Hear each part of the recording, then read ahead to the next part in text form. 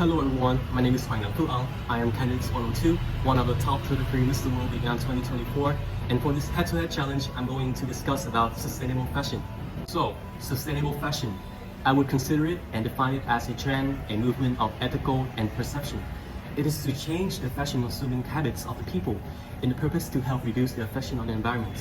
And this topic was recently got more noticed by the youngs. And to prove it, we should mention about the thrifting trends that was prevailing the shopping habits of the teenagers as a trend. So first of all, why the fashion industry has a huge affection on the environment. We should know that this industry itself contributes as the third most pollution industry in the world by having huge amount of plastic waste and CO2 waste. Followed by Earth.org, it is reported that an average people around the world would throw away around 11 kilograms of throwaway clothes every year. That would equal to 400 kilograms of CO2 if it be burned. And to be clear, 80% of our clothing is made out of polyester and nylon, which is plastic. So then, how can we be sustainable in consuming fashion? In the basic, you can use sustainable items that made out of natural materials, or you can expand the lifespan of the item that you own by recycle it, resell it, or donate it to the charities.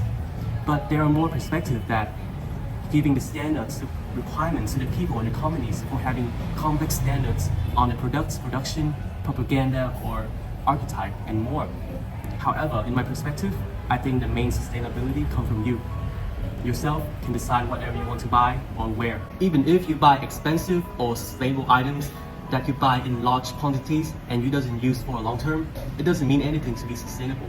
I would rather recommend you to buy a fast fashion brand that if you have a will to use it for a long term and it is more so suitable price for you, it's alright. It is true that sustainable fashion awareness can be coming from various ways and coming from different individuals. And it is also a good sign that these days the youngs are having more aware and acts more responsible for the world that they are living in regarding the environment. I can give example like University of Vang or Architect Ho Chi Minh City that have had some incredible fashion design that are made from upcycling materials as a spreading message to other people. And also, bloggers, YouTubers, TikTokers are talking more about this topic. Like for example, Vang blog, she mentioned in one of her videos discussing and talking about how necessary our needs for fashion consuming in regards of environment causes. And again, the most common is the thrifting trends of the youngs that I was mentioning about.